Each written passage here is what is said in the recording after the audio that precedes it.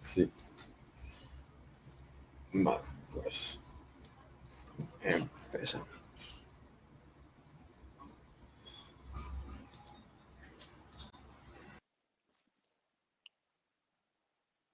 Buenos días.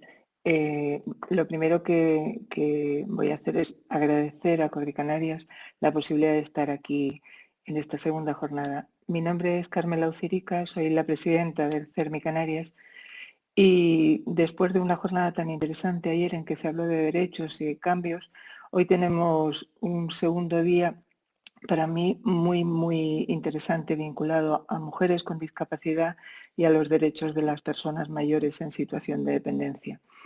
Quería sencillamente desearles una buena jornada y presentarles a la ponente que viene a continuación. A mí me toca el placer de presentar a Ana Peláez Narváez. Ana es una mujer nacida en Extremadura, en la localidad de Zafra. Estudió Ciencias de la Educación y Psicología, hizo un máster de posgrado en Necesidades Especiales de las Personas con Discapacidad y además hizo un doctorado en la Universidad de Salamanca. Ya se empezaba a ver desde ese momento sus características porque compaginaba sus estudios con sus primeras responsabilidades dentro de la ONCE. A continuación ya se implicó con el CERMI, con todo este trabajo que lleva desarrollando un montón de tiempo. Y en ambas organizaciones ha estado colaborando durante ya todos los años hasta llegar a este momento. Si hablo de lo que es su trayectoria profesional, puedo decir que en la ONCE en la actualidad es directora de Relaciones Internacionales de la ONCE y vicepresidenta ejecutiva de la Fundación ONCE para América. En el CERMI ha tenido unas intervenciones constantes, siendo en este momento lo más destacado que es comisionada para los asuntos de género, en los cuales es muy activa. También participa en el Foro Europeo de la Discapacidad, en el Lobby Europeo de Mujeres, en el Consejo de Europa y en tantos y tantos organismos en los que ella lleva prestando su dilatada carrera en todos estos años. Pero yo, al margen de este currículum que se complementa con muchas publicaciones y trabajos, quería resaltar sus características como persona, como mujer. Yo la conozco no hace demasiado tiempo, pero he tenido la oportunidad de constatar su valentía, la valentía y cercanía con la que ella defiende todas aquellas cosas por las que cree y hay que cambiar, que le ha permitido además estar muy activa en muchos de los cambios importantes que se están produciendo en el mundo de mujeres y discapacidad y sobre todo que siempre está ahí. Cuando la necesitamos, cuando queremos algo, siempre está ahí, siempre está dispuesta. Te doy la bienvenida, Ana, y cuando quieras, buenos días. Muchísimas gracias, Carmen. Para mí es un placer estar hoy, el Día Internacional de los Derechos Humanos, tan importante para nosotras, las mujeres y niñas con discapacidad, para las madres también de personas con discapacidad, para las mujeres en general, para la humanidad en su conjunto. Pero cuando hablamos de derechos humanos tenemos que pensar especialmente a la gente que lo tiene peor. Y está clarísimo que nosotras somos uno de esos sectores de la población que lo tiene francamente mal. La verdad es que desde ese papel que tengo en el comité de CEDAW de Naciones Unidas, que es el comité que hace el seguimiento de la Convención para la Eliminación de la Discriminación contra la Mujer, he podido también conocer realidades muy diversas de muchas mujeres también que están en una situación de máxima discriminación y con la que compartimos también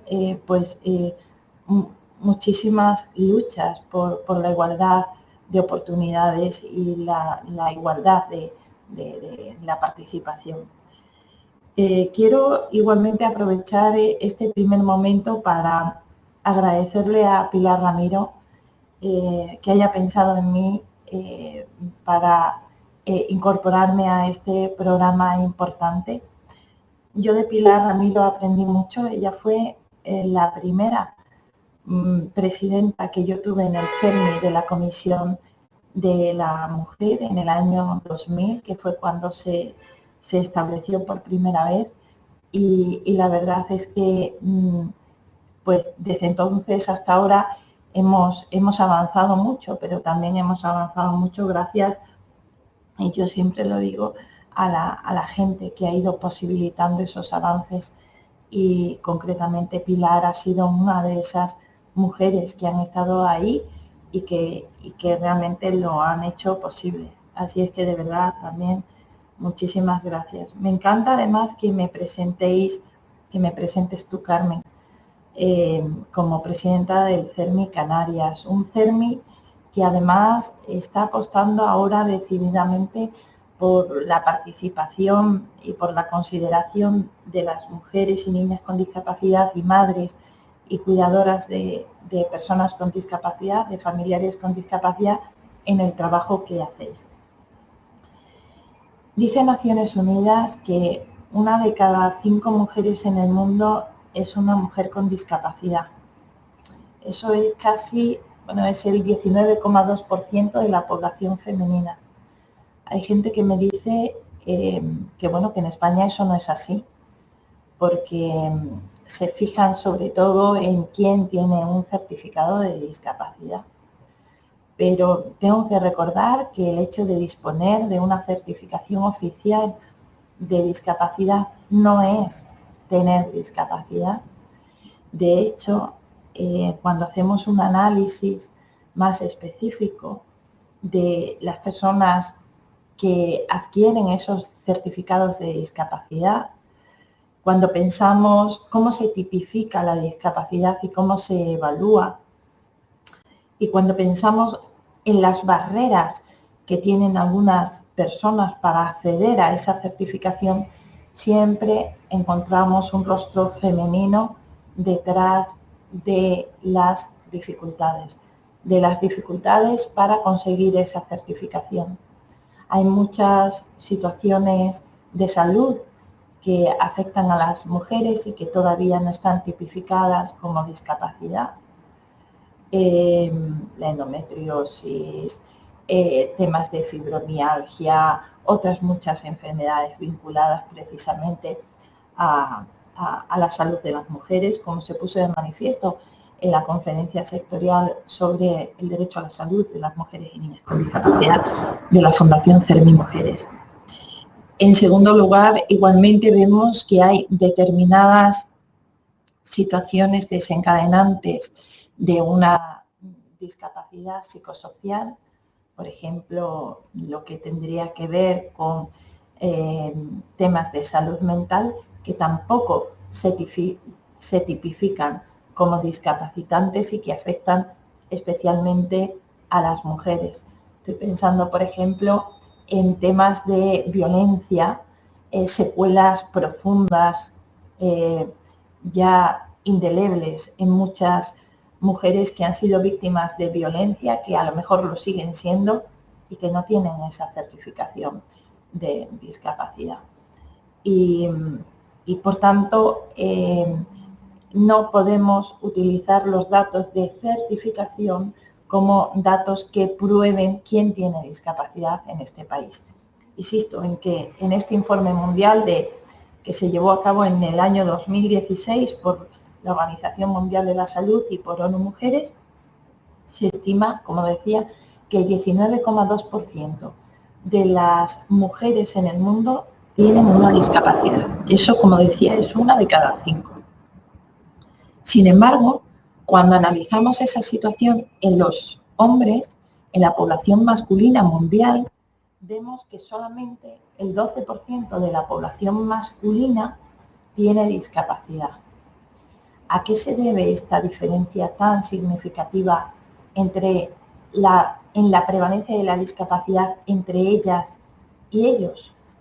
Pues también ahí se señalan una serie de factores que sustentan una mayor prevalencia de la discapacidad en las mujeres y en las niñas.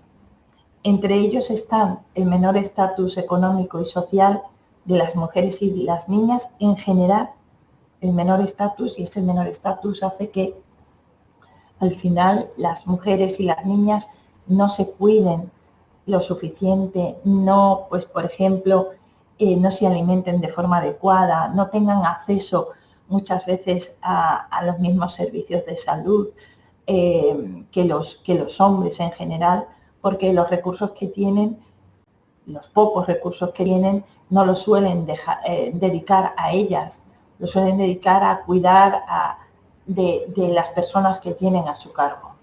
Entonces, estas mujeres y estas niñas con este menor estatus social y económico, realmente, como digo, al final están mucho más expuestas a desarrollar una discapacidad.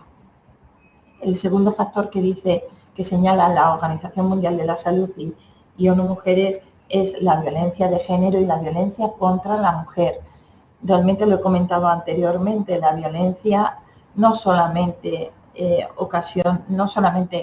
ocasiona una discapacidad por malos tratos físicos, que serían los que más fácilmente se observan, sino que igualmente pueden ocasionar otras discapacidades más invisibles o más a largo tiempo. Discapacidades, por ejemplo, en los hijos o hijas que nazcan de mujeres que han sido maltratadas y que durante el embarazo y que al final pues terminen esos malos tratos terribles, terminen afectando, como digo, a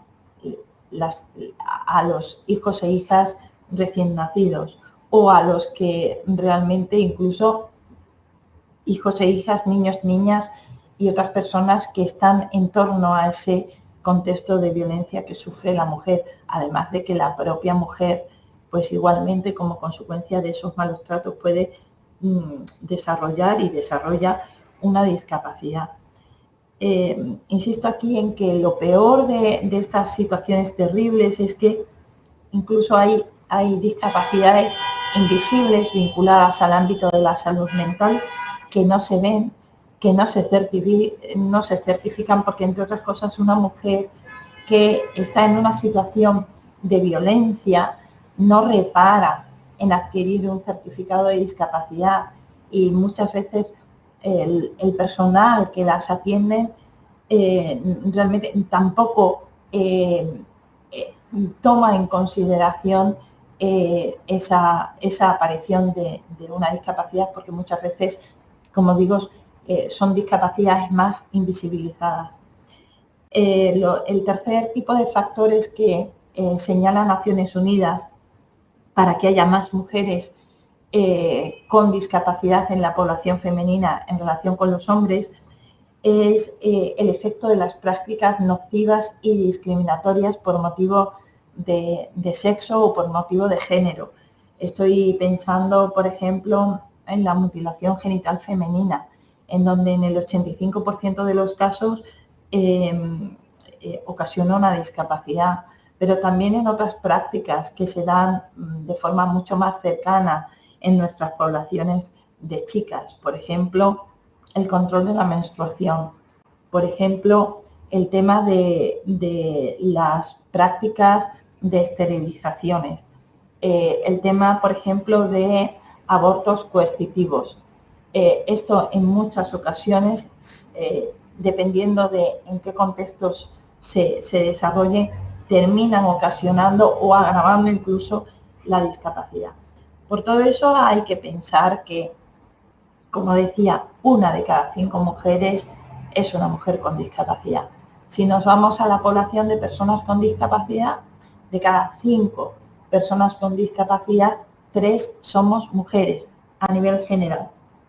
Pero si, por ejemplo, nos fuéramos a mujeres, a personas con discapacidad a partir de los 65 años, de cada 5 personas con discapacidad, bueno, va aumentando. A partir de los 75 años, de cada 5 personas con discapacidad, 4 son mujeres. Pero esto, que al final dices, bueno, ¿cuánta gente hay? En el mundo hay como unos 600 millones de mujeres y niñas con discapacidad. En Europa como 60 millones, que es la población de Italia. más o menos. En España yo me peleo mucho con el director de discapacidad porque se siguen utilizando los datos de la macroencuesta del año 2008. Creo que no es justo.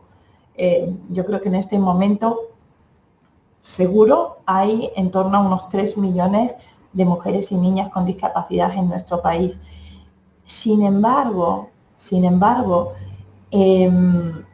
realmente ni las políticas que se dirigen a las mujeres, ni las políticas que se dirigen a la discapacidad han tomado verdaderamente en consideración esta situación concreta que tienen las mujeres y niñas con discapacidad. La primera vez que de forma clara se considera el tema de las mujeres con discapacidad en el sistema de Naciones Unidas fue a través del Comité CEDAW, por una recomendación general, que es la número 18, que hablaba de mujeres discapacitadas. Pero claro, esto a principios de los años 90. Y ahí lo que se decía fundamentalmente era que las mujeres y niñas con discapacidad tenían que ser consideradas en igualdad de condiciones con las demás mujeres y especialmente tenían que ser atendidas en temas de derechos de salud, en el acceso a la educación, en el acceso al empleo. Todavía seguía siendo una visión bastante proteccionista y un poco que reflejaba un paradigma anterior al que trajo la Convención sobre los Derechos de las Personas con Discapacidad. Esta convención, la de los derechos de las personas con discapacidad, fue verdaderamente el importante revulsivo que transformó la forma de defender nuestros derechos, los de las personas con discapacidad. Y creo que esa convención nos ha transformado verdaderamente a todos, para bien y para mal.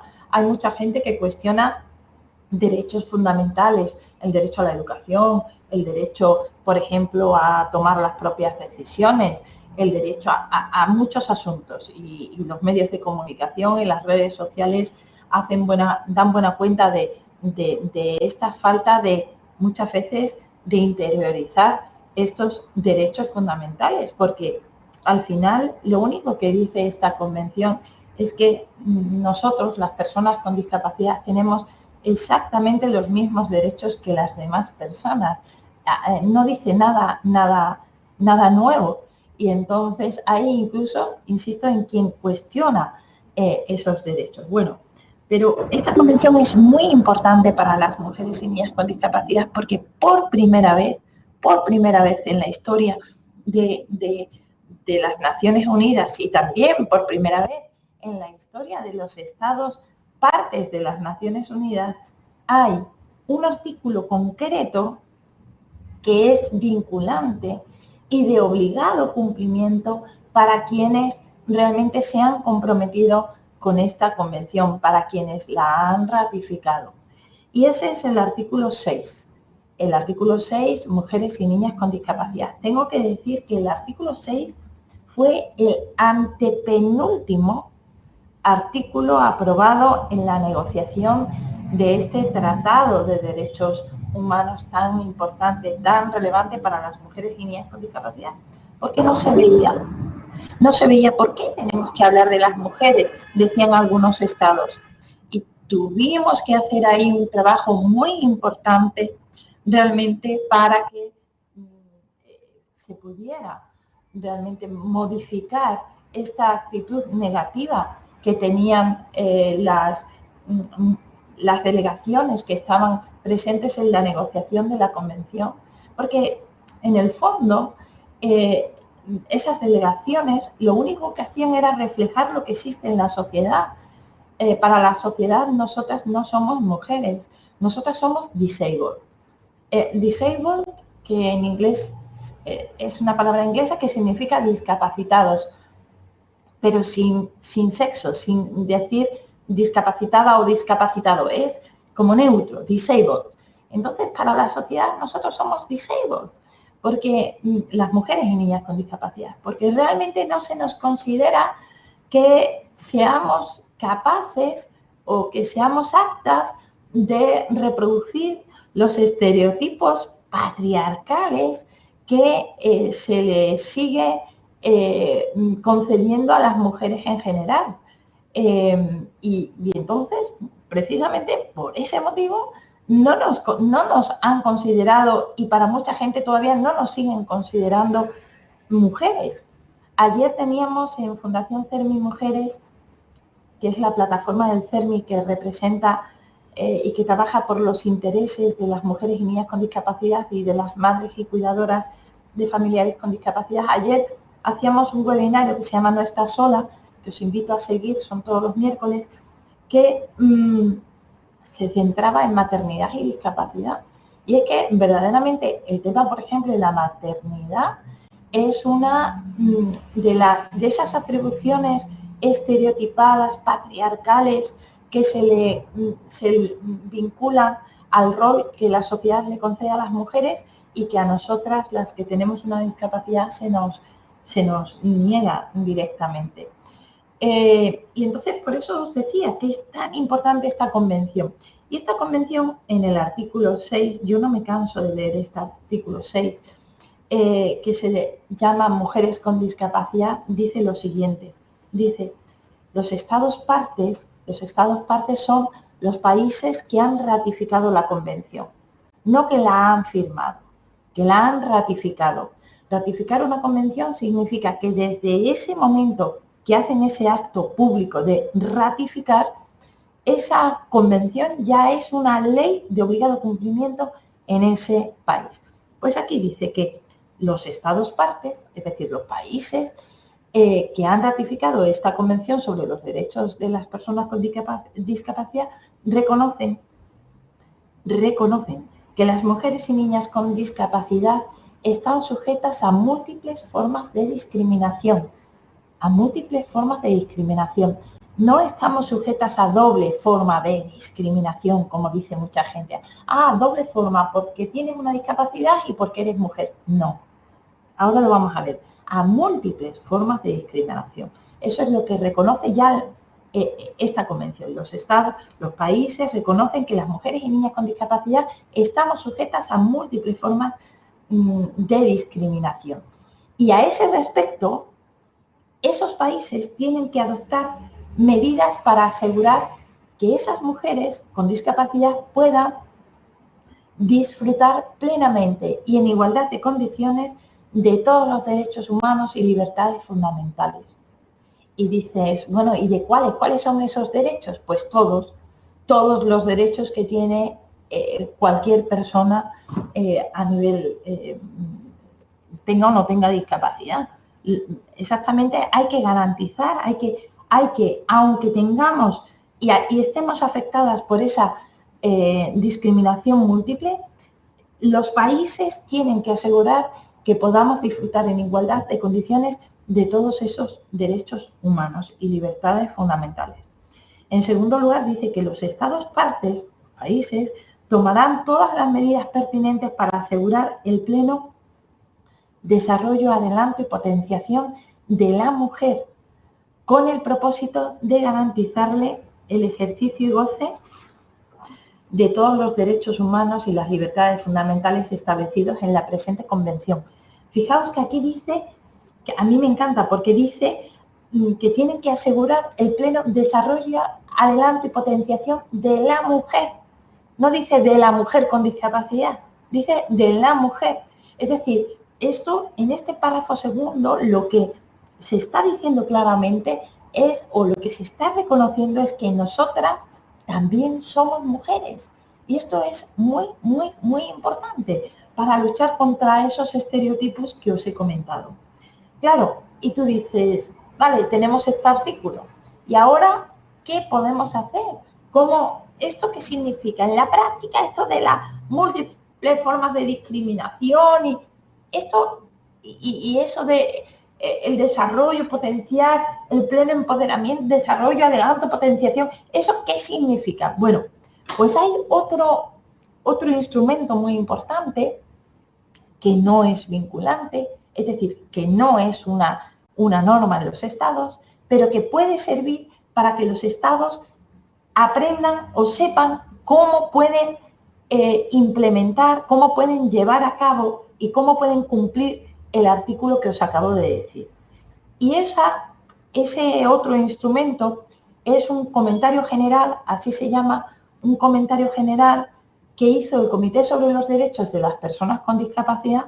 Cuando yo estaba en ese comité, fui punto focal para estas cuestiones y tuve el inmenso honor de dirigir los trabajos para sacar adelante este comentario general, que lo que hace es decir exactamente qué significa comprometerte con este artículo 6 y qué tienes que hacer para cumplirlo. Bueno, pues lo que hace directamente en ese comentario general es que en relación con la primera parte, el primer párrafo del artículo que os he leído, el artículo 6, el que reconoce la discriminación múltiple, pues lo que dice ese comentario general es que tenemos que establecer medidas para combatir esa discriminación múltiple que sufren las mujeres y niñas con discapacidad. Ahora vamos a ver cómo.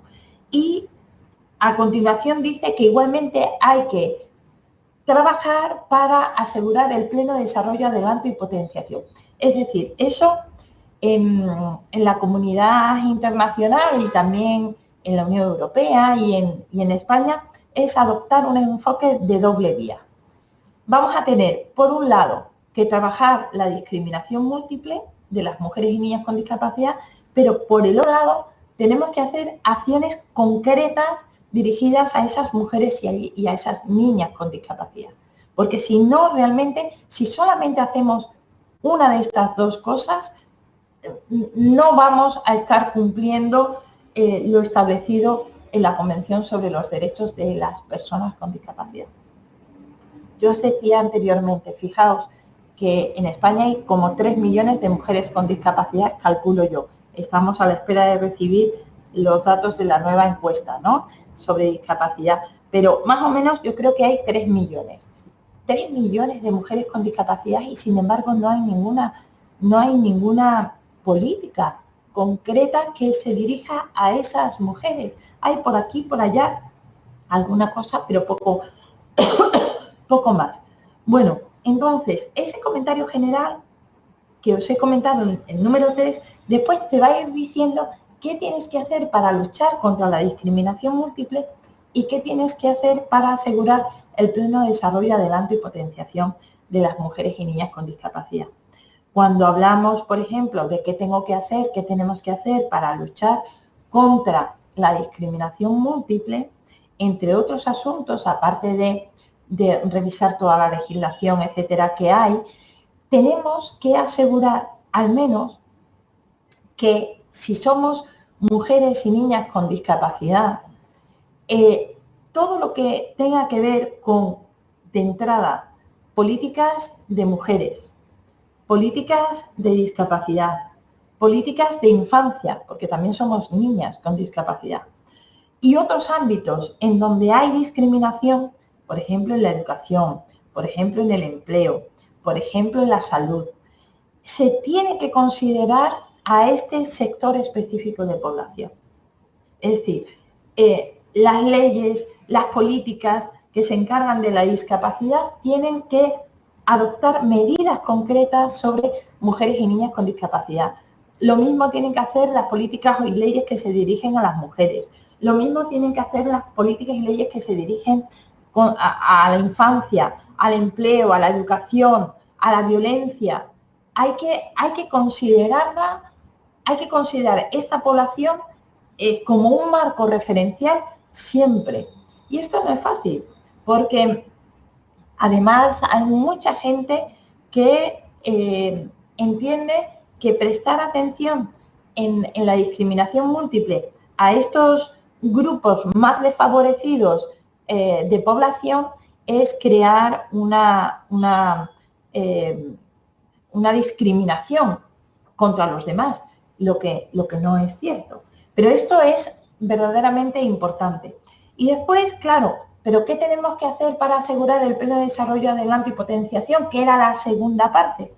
pues lo que hay que hacer es acciones concretas directamente con esas mujeres y niñas con discapacidad, porque se ha establecido como, hay dos eslogans que están muy extendidos, ese de nada para nosotros sin nosotros, cuando nos referimos a la discapacidad, pero sin embargo, las mujeres y niñas con discapacidad no son las que están siendo consultadas y consideradas incluso dentro de del movimiento de la discapacidad, tampoco, por ejemplo, dentro del movimiento de las mujeres en general, ni en otros movimientos. Las mujeres y niñas con discapacidad realmente no tienen apenas organizaciones representativas, no existen redes. Incluso cuando a veces se han creado organizaciones específicas de mujeres y niñas con discapacidad, se las ha tildado en muchos sitios de querer romper la unidad del movimiento de la discapacidad. Y esto es verdaderamente un error muy grave que va en contra de estas, bueno, de la propia convención. Y en este caso, en contra de, por ejemplo, el artículo 29 de la Convención sobre los Derechos de las Personas con Discapacidad, que habla de el derecho que tenemos a crear nuestras propias organizaciones.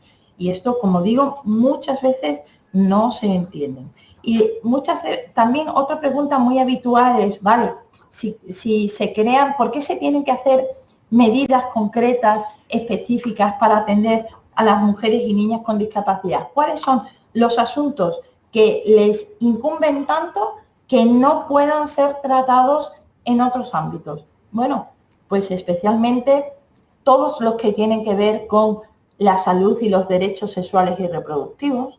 Es un ámbito muy específico que debe ser considerado básicamente por esas mujeres y esas niñas con discapacidad. Otro ámbito muy importante es, por ejemplo, el acceso a la justicia. El acceso a la justicia es un reto para muchísimas mujeres y niñas con discapacidad. En España hay ahora mismo más o menos 60.000 mujeres incapacitadas legalmente. Y eso hace que esas mujeres no puedan acceder a la justicia.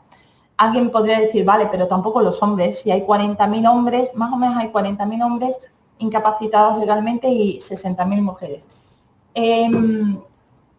Alguien podría decir, claro, pero los hombres tampoco incapacitados no pueden acceder a la justicia, ya, pero es que la mayor exposición a situaciones de explotación, violencia y abuso que tienen las mujeres no la tienen los hombres. Eso está reconocido en el artículo 16 de la CRPD también.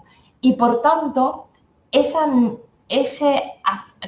unido a otras causas ya tradicionales vinculadas a las mujeres que hacen que no accedan tanto a la justicia como acceden los hombres en general, eso al final convierte en una barrera infranqueable para muchas mujeres con discapacidad este acceso a la justicia. La violencia contra la mujer, no solamente la violencia de género, porque aquí también hay un error. Muchas veces pensamos que la violencia que sufren las mujeres y niñas con discapacidad es violencia de género. No, es violencia de género y violencia contra la mujer, que es diferente. La violencia de género, según se define en la Ley Orgánica de 2004, es la violencia que está ejercida por la pareja o por la expareja, pero la situación que sufre la mujer o la niña con discapacidad de violencia va mucho más allá de todo ello y tiene que ver no solamente con ese contexto de la relación emocional con otra persona que ha sido pareja o expareja de la víctima, sino que también es violencia contra las mujeres con discapacidad, por supuestísimo, la que se recibe en el entorno familiar, cuando te están controlando tu pensión, por ejemplo, no contributiva, y te ponen límites para que te puedas independizar, para que puedas, por ejemplo, tener un trabajo o una vida independiente, porque entonces tu familia se queda sin tus ingresos. Es violencia, por ejemplo, cuando no te están tratando de forma adecuada dentro de casa, cuando abusan de ti. ¿Cuántas situaciones tenemos de incesto que se siguen tapando dentro del entorno familiar y no se denuncia? Y donde las mujeres con discapacidad y niñas con discapacidad, o incluso a veces los hijos de esas mujeres con discapacidad, cuando hijos o hijas, cuando a lo mejor la mujer con discapacidad necesita apoyo para atender a sus hijos e hijas de otros familiares, esos familiares aprovechan esa situación para abusar, por ejemplo, sexualmente de esas niñas que sin tener discapacidad están siendo discriminadas por asociación. Voy terminando. La pandemia ha impactado de forma definitiva y de forma rotunda, desgraciadamente, en las personas con discapacidad. Lo hemos visto en el triaje, en las instituciones, residencias en donde vivía, en la inaccesibilidad, por ejemplo, de la comunicación o la información, en el acceso a la salud, en el empleo, en la educación, en la protección social, en la participación, por ejemplo, en las medidas de recuperación. Eso lo hemos visto claramente.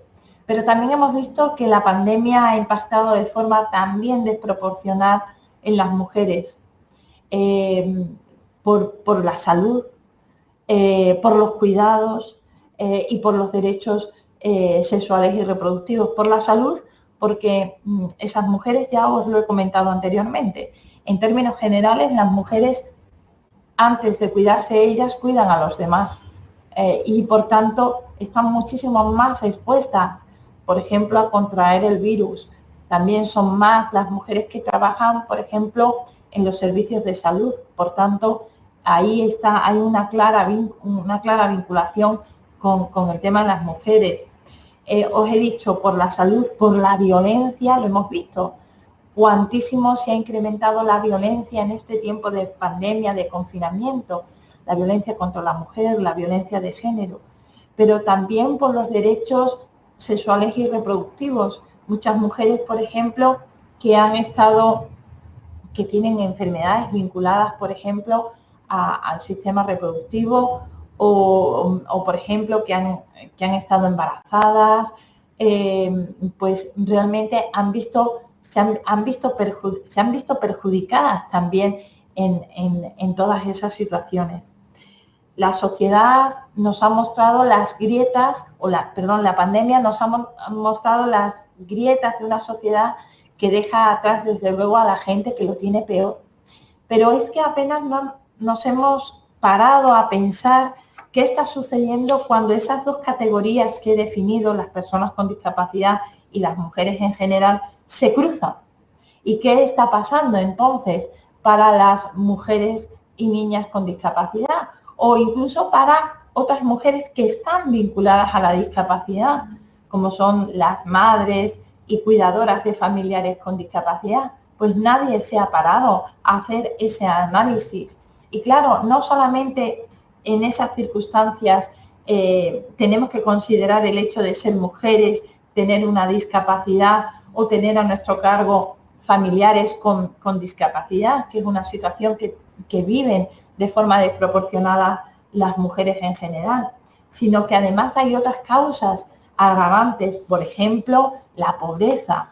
Entonces, no solamente está sucediendo así, sino que está sucediendo con una población, la de las mujeres y niñas con discapacidad y de las madres y cuidadoras de familiares con discapacidad, que es una población especialmente empobrecida.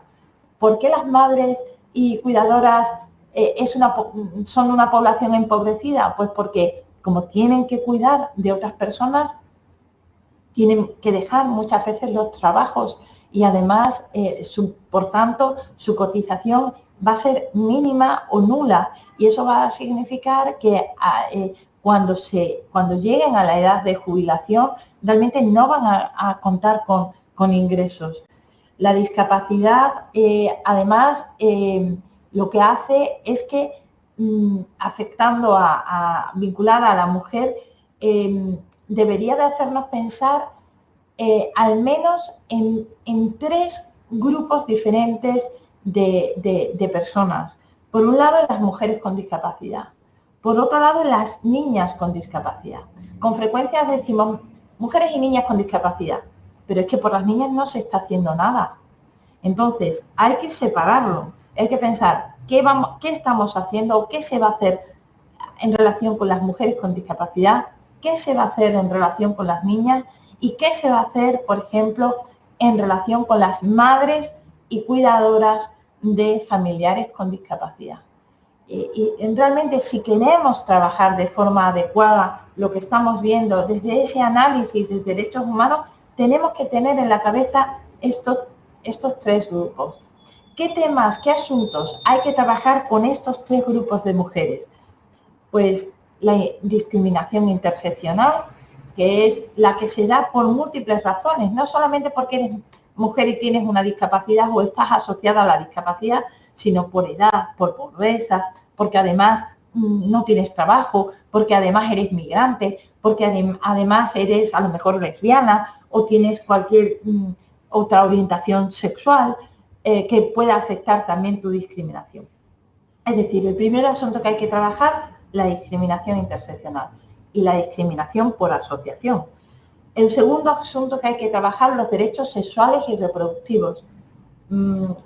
Vosotras pensáis que en este tiempo de pandemia se ha tenido especial cuidado, por ejemplo, de las mujeres con discapacidad que estaban embarazadas. Se ha tenido especial cuidado, por ejemplo, con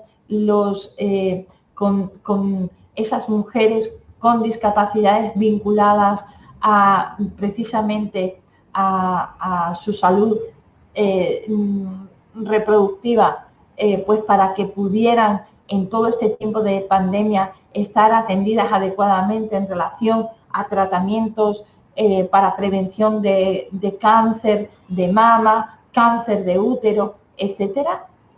Vosotras pensáis, por ejemplo, que durante este tiempo de pandemia se han estado haciendo revisiones ginecológicas en mujeres que estaban confinadas con discapacidad.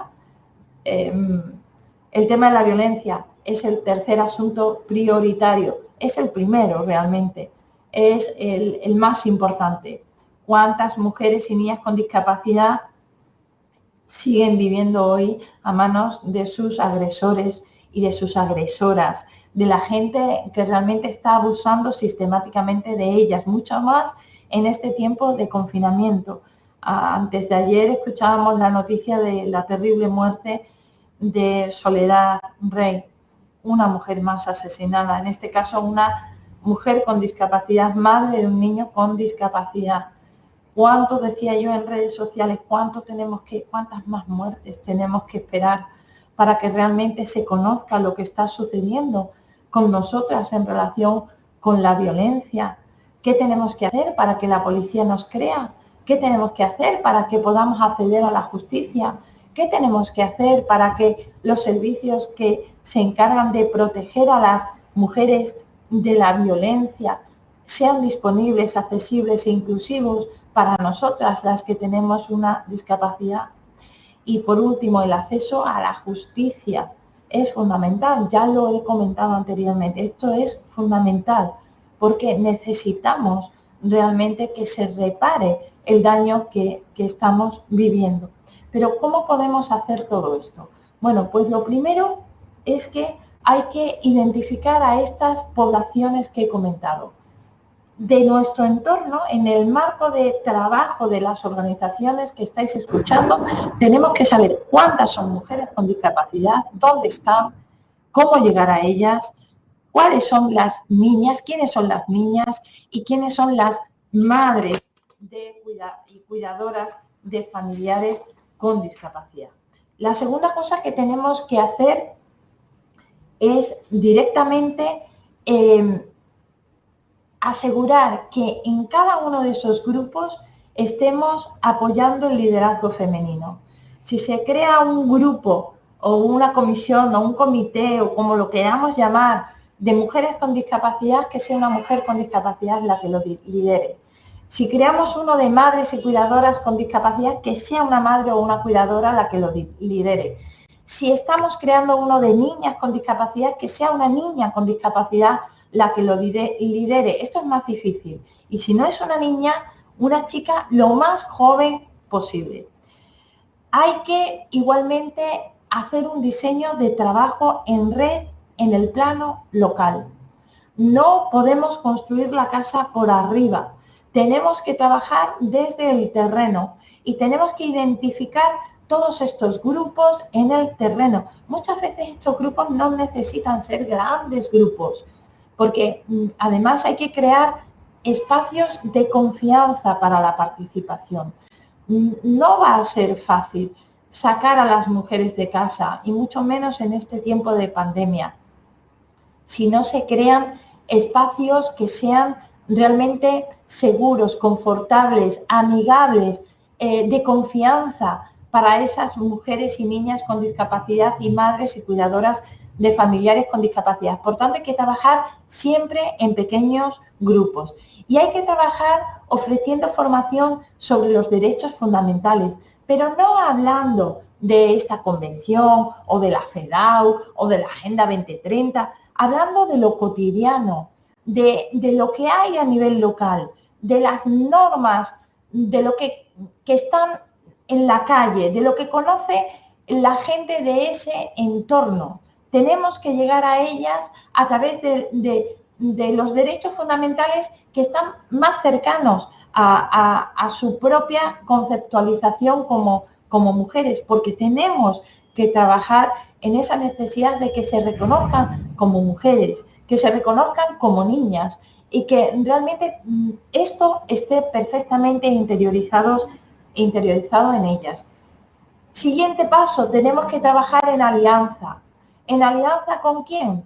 Pues tenemos que trabajar en alianza con las organizaciones de la discapacidad, pero también en alianza con las organizaciones de mujeres y en alianza también con otras organizaciones, a lo mejor de derechos humanos, que están en el terreno trabajando. Muchas veces en un determinado sitio, en una determinada región, hay pues una determinada organización que tiene mucha potencia y que tiene mucha presencia. Hagamos alianzas con esas organizaciones que seguramente pueden llegar mucho más a la gente. Hagamos, por ejemplo, alianzas con los agentes de igualdad que tienen los ayuntamientos para identificar, por ejemplo, a todas estas mujeres.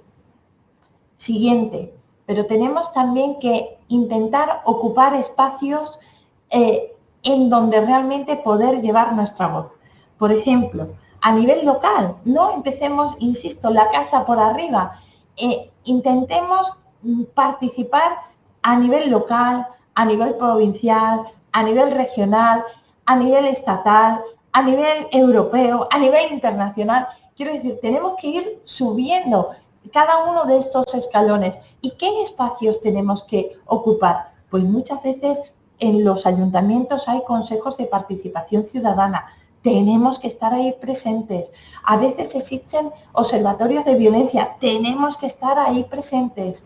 A veces existe a lo mejor un consejo de participación de las mujeres. Hay que estar ahí presente. Hay que identificar esos espacios y hay que ocuparlos. Y por último, tenemos que reportar. Reportar es que tenemos que informar sobre lo que está pasando. Tenemos que hacer informes. Tenemos que conseguir que las estadísticas muestren realmente, nos permitan conseguir información sobre desagregadas, por ejemplo, por sexo, por discapacidad y por otros factores que nos permitan tener una radiografía clara de hacia dónde tenemos que ir. Pero lo más importante, y con esto sí que termino ya, no podemos dejar a nadie atrás. ¿Quién está atrás?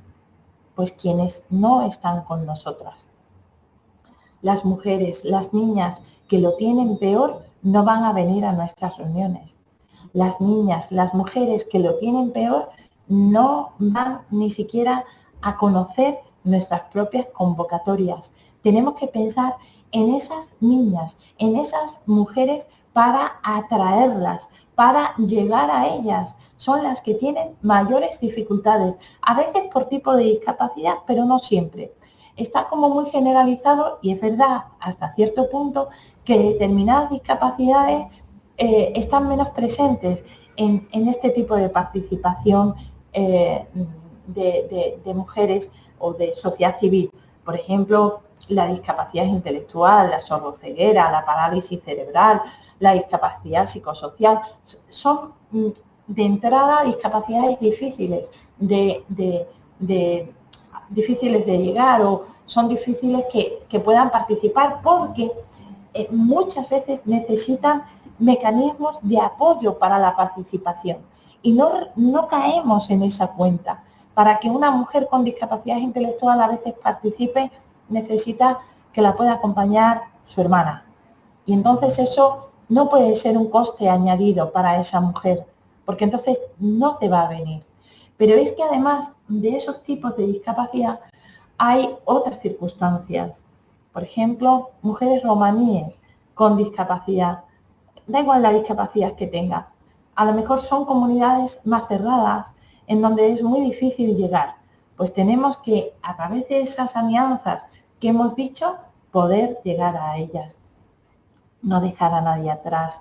Y nada para nosotras. Sin nosotras debería de ser lo que inspirara el trabajo que todavía tenemos por delante para con las mujeres y niñas con discapacidad y madres y cuidadoras de familiares con discapacidad. Os deseo mucha suerte. Desde la Fundación CERMI Mujeres estaremos a vuestro lado siempre para acompañaros en esa ingente tarea. Muchísimas gracias.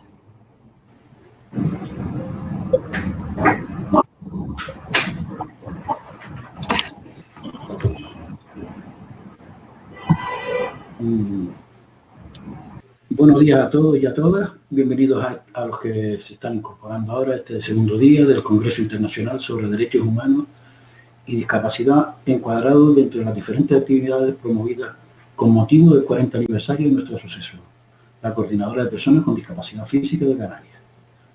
Queremos agradecer la participación a doña Pilar Rodríguez y transmitir nuestro orgullo de contar con una persona con tanta experiencia, valía e implicación a lo largo de los años en la defensa de la igualdad, derechos y dignidad de todas las personas.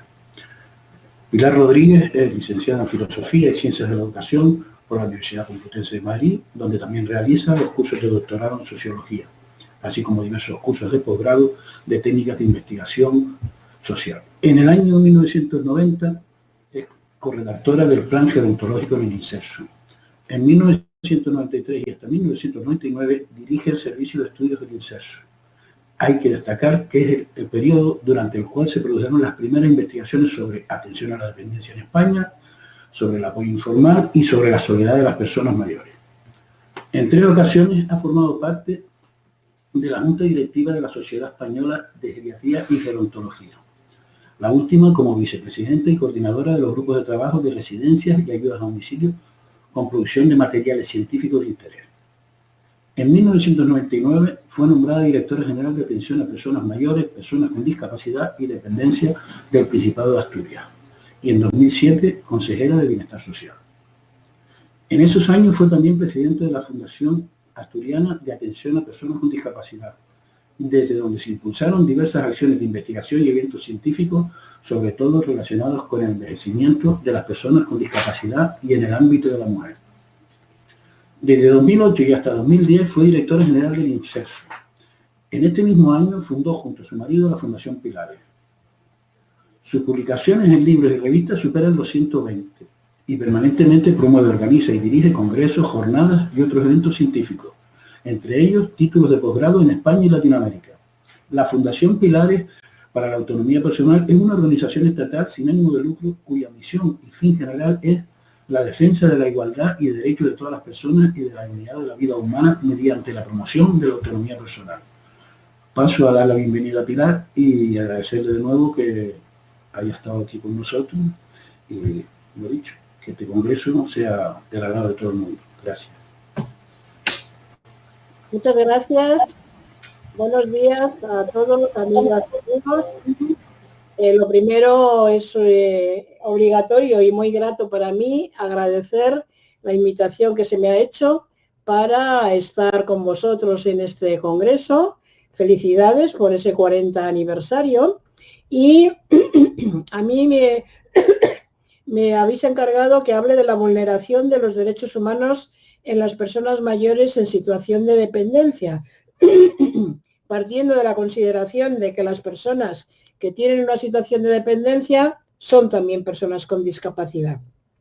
Entonces voy a comenzar recordando lo mucho que hemos aprendido durante esta pandemia acerca justamente de la lesión de los derechos humanos de las personas mayores y de manera especial de las que tienen una situación de dependencia. Recordemos el efecto devastador en las residencias y también que ha sido terrible la cantidad de muertes y la cantidad de situaciones de soledad y de aislamiento, pero también, aunque ha sido menos visibles, para las personas que viven en su domicilio. Esto nos certifica y nos reafirma en la certidumbre de que tenemos que revisar los modelos de atención, porque el modelo de residencia no sirve, el que tenemos que revisarlo y es insuficiente los apoyos y las prestaciones que hay para que las personas puedan permanecer en sus domicilios. Hemos aprendido también acerca de nuestra gran vulnerabilidad y sobre todo si somos mayores y tenemos una situación de dependencia y reivindicar la necesidad de considerar más que la dependencia, la interdependencia, todos nos necesitamos unos y otros, y también la necesidad de la intergeneracionalidad, porque si no seguiremos discriminando a las personas mayores, en este caso, a las personas con discapacidad también, y nos acecha además algunos peligros, como es, por ejemplo, que el énfasis y la preeminencia que está teniendo el poner el foco en la salud y en la seguridad ha dejado en la sombra y ha opacado los costes que este excesivo foco en la salud y en la seguridad está teniendo en términos de bienestar y salud mental, sobre todo por el aislamiento y la soledad que se ha agudizado muchísimo durante esta pandemia. Hoy mismo me llegaba una noticia de una persona mayor que queriendo escaparse de lo que consideraba una cárcel en un hospital geriátrico, lo habrá visto seguramente por los chistes, ¿no? Ha atado las sábanas de la cama, se ha descolgado por su ventana de su habitación para escaparse, porque consideraba que estaba en una cárcel. Desgraciadamente, la sábana se ha roto y ha fallecido esta persona. Es un ejemplo de los miles que nos llegan del sufrimiento que está ocurriendo entre las personas mayores en situación de dependencia en esta pandemia. Porque creo que estamos más empeñados en durar, que la vida dure mucho, más que en vivir y en vivir con calidad de vida. Y desde luego también nos acecha que si no cambiamos los modelos, si no aprendemos de lo que la pandemia ha evidenciado de una manera dramática, que la persistencia del edadismo siga como una forma de discriminación absolutamente resistente y que ahora se ha revelado con toda su crudeza. Bueno, pues precisamente por la necesidad de cambiar los modelos, solamente un recuerdo de lo que significa el modelo de atención integral y centrada en la persona, que es el que se reivindica por parte de nuestra fundación desde que ésta se creó, y recordar cómo los grandes organismos, así como la comunidad científica a base de evidencia demostrada, de los efectos beneficiosos que tiene trabajar en atención integral e integrada y en atención centrada en la persona, pues están los informes también de organismos internacionales como la OMS, la OCDE, la Unión Europea, y esto conecta también con la Convención Internacional de Naciones Unidas sobre los Derechos de las Personas con Discapacidad, ¿no?, que, como decía, afecta a cualquier persona con discapacidad o dependencia, tenga la edad que tenga.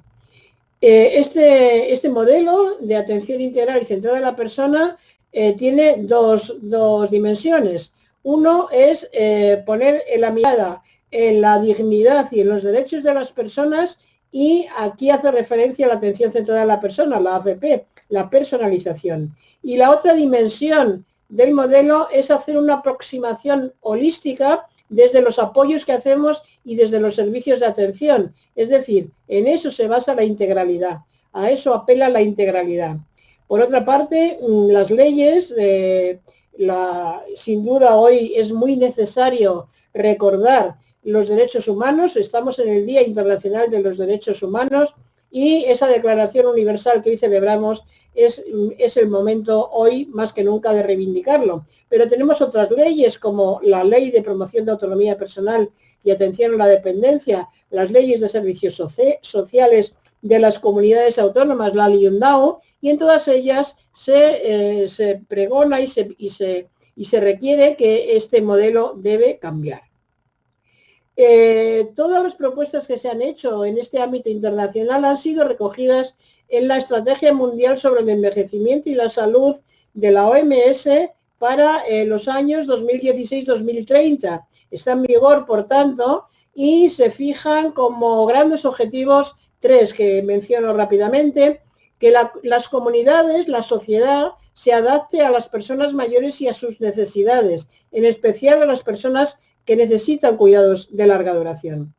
Que el modelo de atención sea integral y centrado en la persona, ya lo he dicho, pero aquí queda plasmado como uno de los grandes ejes. Tenemos que caminar hacia ese modelo. Y luego que los cuidados, las prestaciones y los apoyos para quienes necesitan cuidados de larga duración se realicen y se priorice en la comunidad, porque las personas mayores que tienen una situación de dependencia donde quieren estar es en su casa. Otra cosa es que sea posible, pero es que los apoyos que hay para permanecer en casa son hoy por hoy insuficientes y ahí también hay que poner el foco para cambiarlo.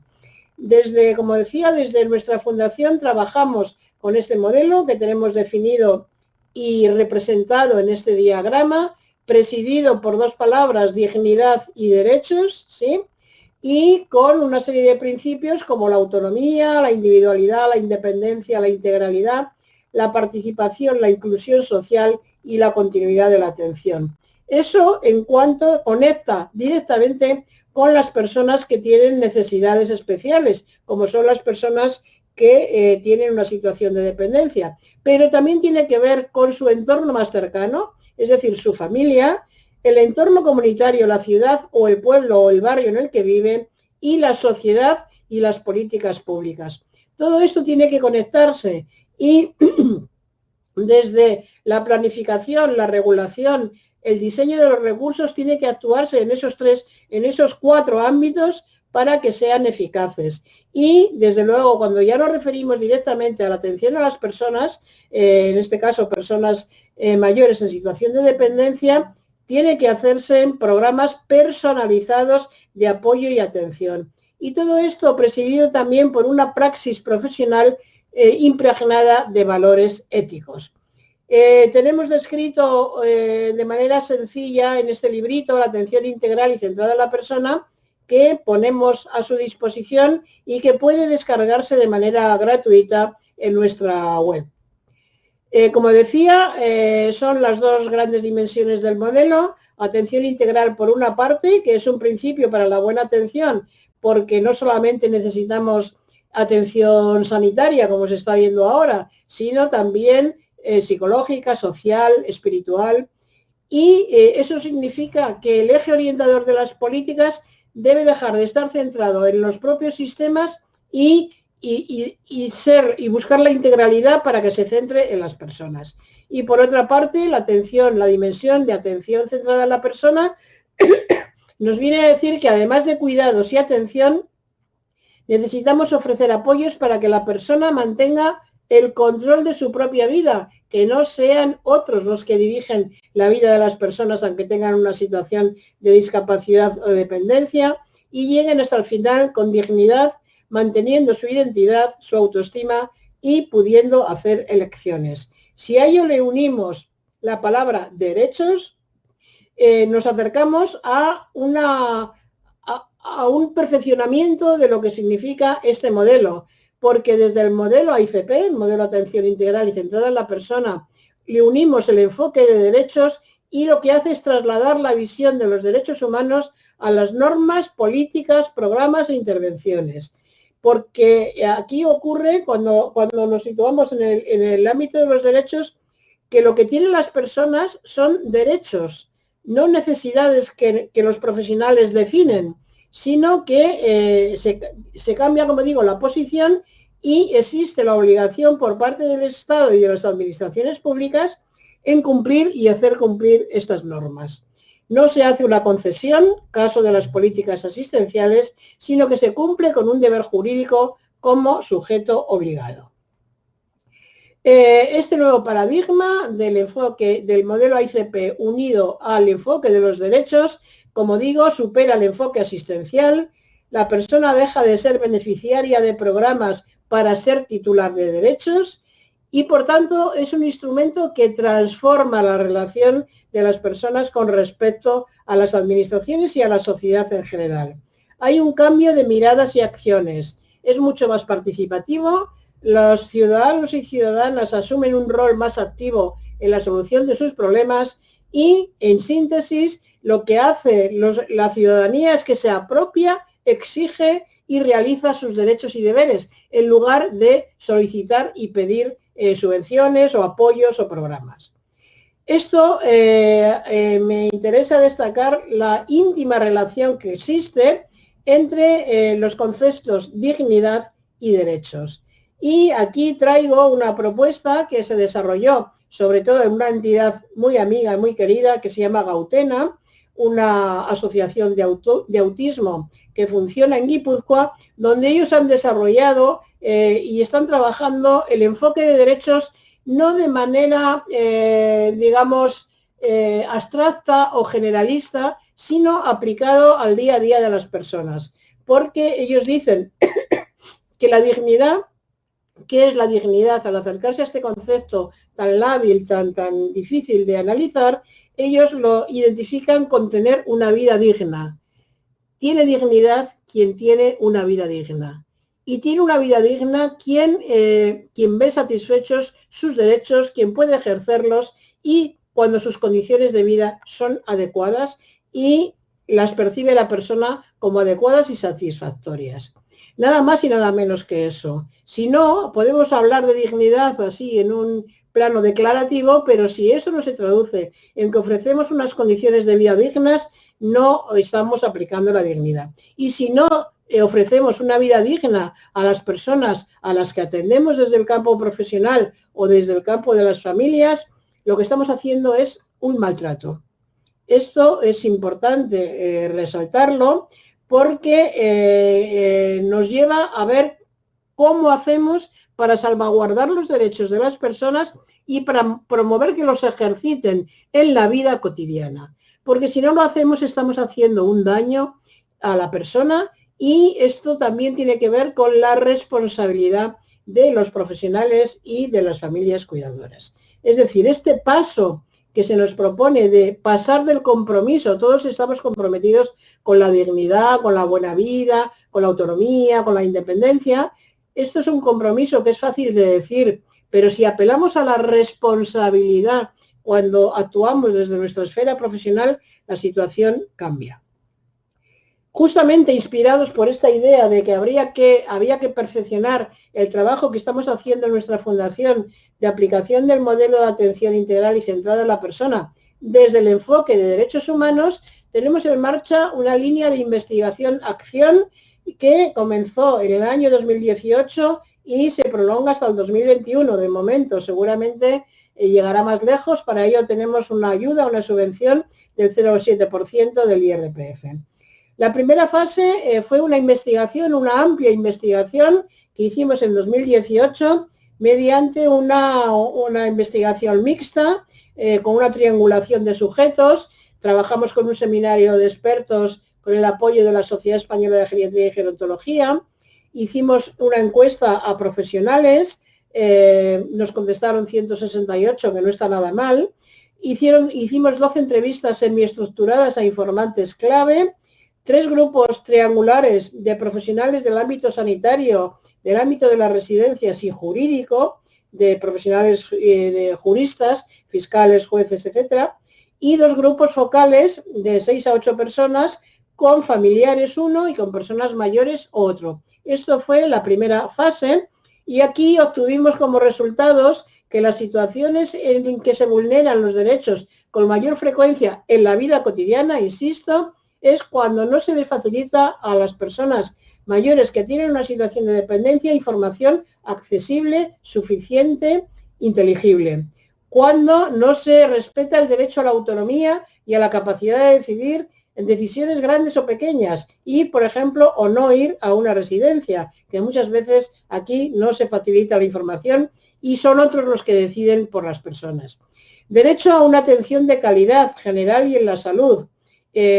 No se repara, se habla también del cambio de modelo, pero se practica poco.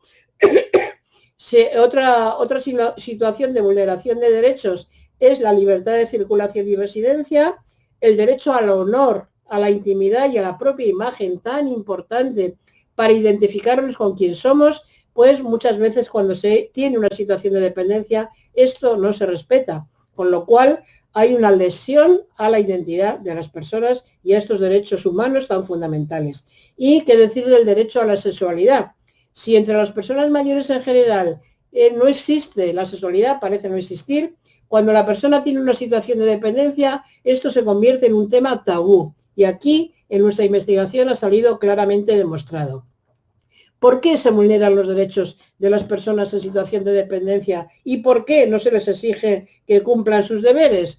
Pues por la imagen negativa de las personas mayores y en situación de dependencia, por la discriminación hacia las personas con demencia. Una cosa importantísima que hemos identificado repetidamente, la falta de formación sobre cuidados, sobre modelos, sobre derechos, cómo promover los derechos, tanto a profesionales como a familias. La gente, las personas en general y los cuidadores profesionales y no profesionales en particular, no tienen conocimiento suficiente de la persona, no saben practicar realmente, se habla de la empatía, pero no se sabe muchas veces practicar, no se conoce lo que es la ICP, ni sus metodologías, ni sus técnicas, y por tanto se produce un trato paternalista e infantil, y hay un desempoderamiento y heteronomía. Es la familia, son los profesionales los que muchas veces deciden por las personas en situación de dependencia. Hay una falta de soporte a las personas cuidadoras, falta de tiempo de los profesionales para acompañarlas por las ratios insuficientes, que también se ha visto ahora en la pandemia cómo es de grave esta situación, y la falta de información y de accesibilidad digital, por ejemplo. Fijaros cómo nuestra intención era ofrecer instrumentos, acabar por ofrecer instrumentos para que los profesionales vieran, primero percibieran dónde se estaba, en qué situaciones se vulneraban los derechos de las personas en la vida cotidiana y qué podían hacer ellos para mitigarlo, para actuar, para que pudieran velar realmente por el cumplimiento de los derechos. Aquí tenemos los resultados y es casi el 90% de las personas, de los profesionales que han contestado nuestra encuesta han dicho que pueden hacer bastante o mucho, con lo cual nos ratifican la idea de que lo que faltan son instrumentos y esa es nuestra preocupación. Además de los datos más cuantitativos, hicimos, pues como ya he mencionado en la metodología, pues diferentes grupos de discusión y entrevistas a personas mayores y familias y son muy importantes leer los discursos que ahora, por limitación del tiempo, no voy a poder glosar de manera suficiente, pero sí voy a decir alguna. Personas mayores que viven en residencias. El personal, dice un señor, yo creo que tendría que ser un poco más vocacional y menos empleado en espera de fin de mes. Esa es la diferencia. Ni conversas, ni tienes tiempo, ni tienes nada con el personal. Y esto no tiene que faltar. Otra situación de lesión de derechos clarísima. Mi hija me quita los emolumentos. Los emolumentos. Yo no tengo una peseta siquiera. Yo no tengo nada de nada. Y dice otro, contesta otro, yo tengo un piso, pero ahora mi hijo dice que quiere venderlo también. Y yo le dije, pues mira, yo no quiero quedarme sin nada, pero yo no sé lo que me hacen firmar, ni sé cuánto tengo, ni lo que me hacen. No sé nada de nada. Las propuestas de actuación que nos han salido como resultado de esta investigación es que hace falta más información y sensibilización social sobre los derechos de las personas, aunque tengan una situación de dependencia, y justamente ahí es donde más se vulneran. Hay que informar y concienciar a familiares y a profesionales de los derechos y deberes de las personas mayores, capacitarlos en la identificación de la vulneración de estos derechos, empoderar también a las personas mayores para fomentar su autonomía, capacitar e implicar a las familias, personalizar y adaptar los servicios a las personas, esto es el cambio de modelo, preservar su intimidad y su imagen y establecer mecanismos efectivos de defensa de estos derechos. Los resultados de esta investigación, de la primera fase de nuestra línea de investigación-acción, están publicados en este libro, Derechos y deberes de las personas mayores en situación de dependencia y su ejercicio en la vida cotidiana, que tienen libre descarga en la web de nuestra fundación, de fundacionpilares.org. La segunda fase de la investigación que hicimos en el año 2019 fue que hicimos una selección de 10 medidas que pensábamos que favorecen el ejercicio de derechos en la vida cotidiana, y lo estuvimos pilotando durante 2019 en residencias y en hogares con familias cuidadoras, y después lo contrastamos con grupos de expertos. Estas medidas, que se pilotaron con mucho éxito, tengo que decir, fueron tener un protocolo de ingreso en los centros, que las personas que viven en una residencia decoren entre las personas mayores y sus familias su habitación para que sea realmente suya, con cosas suyas, que se haga más énfasis en las técnicas de información y comunicación verbal y no verbal, sobre todo cuando se trata de personas con demencia.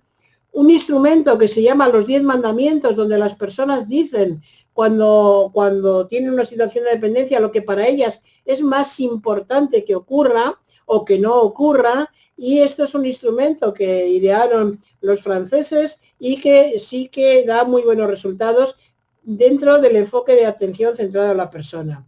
Otra medida que pilotamos fue que se incluyera en la valoración que se hace en los centros y en los domicilios la medida de la calidad de vida, que no se suele hacer, que se incluyera instrumentos de calidad de vida, por una parte con los instrumentos creados por Shalok y Verdugo, y por otra parte también para las personas con demencia con algún otro instrumento específico para ellas.